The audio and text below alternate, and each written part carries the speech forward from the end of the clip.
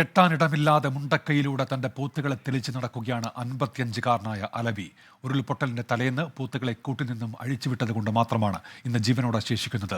3 പേർ ചേർന്നാണ് പോത്തുകളെ വളർത്തിയിരുന്നത്. അതിൽ ബാപ്പുട്ടിയെ ഉരുൾക്കൊണ്ടുപോയെന്ന് അലവി പറയുന്നു.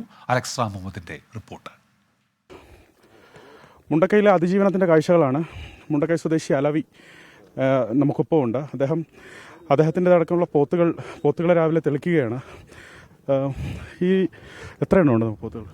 ഇതിപ്പോൾ ഒരാൾക്ക് 6 ഉണ്ട്, എനിക്ക് 6 ഉണ്ട്, വേറെ ഇബ്രാഹിം പറഞ്ഞ ആൾക്ക് 2 ഉണ്ട്.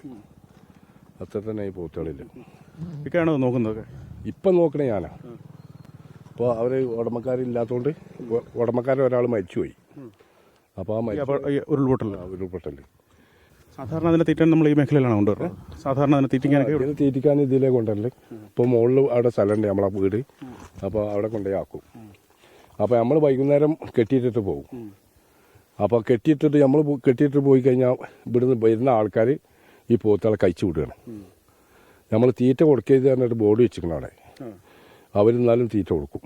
തീറ്റ കൊടുക്കേണ്ട ആവശ്യമില്ല. എന്താണെന്ന് വെച്ചാൽ ഈ ചോറും അതും ഇതൊക്കെ കൊടുത്തിട്ടേ പോത്തുകൾ വയറിന് കംപ്ലൈൻ്റ് ആയിട്ട് പോത്തൊക്കെ ചാകാനായിരുന്നു. ഇപ്പോൾ കഴിച്ചിലായതാ. ഒന്ന് കൊയ്യിൽ വീണ് അവിടെ ഇവിടെയൊക്കെ കയറിയിട്ട് ഭയങ്കര കംപ്ലൈൻ്റ് ഒക്കെ ഉണ്ട്. എന്നിട്ട് നമ്മൾ ഈ പോത്തുകളെ ഇവിടുന്ന് കൊണ്ടേയില്ല. നമ്മൾ ക്യാമ്പിലാണ് നിൽക്കണേ. ക്യാമ്പിക്ക് എന്തായാലും ഈ പോത്തുകളെ കൊണ്ടുപോകാൻ പറ്റില്ലല്ലോ. ആ ഒരു ബുദ്ധിമുട്ടുണ്ട്. നമ്മൾ ചെന്നപ്പോൾ പോത്തുകളൊക്കെ ഭയങ്കര കരച്ചിൽ കരയാണ്. അങ്ങനെ അയച്ച് ഇതിൻ്റെ മേലെ ഒരു റിസോർട്ടുണ്ട്, അവിടെ കൊടുന്ന്.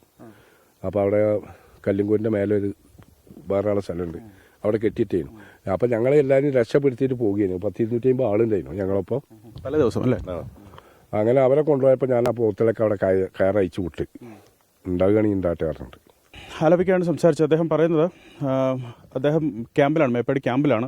ഇപ്പോൾ ഈ പോത്തുകളെ നോക്കാൻ ആരുമില്ല എന്നാണ് അദ്ദേഹം പറയുന്നത്. ഇവിടെ ഇങ്ങനെ വിട്ടിട്ട് പോകും, അല്ലെങ്കിൽ കെട്ടിയിട്ട് പോകും.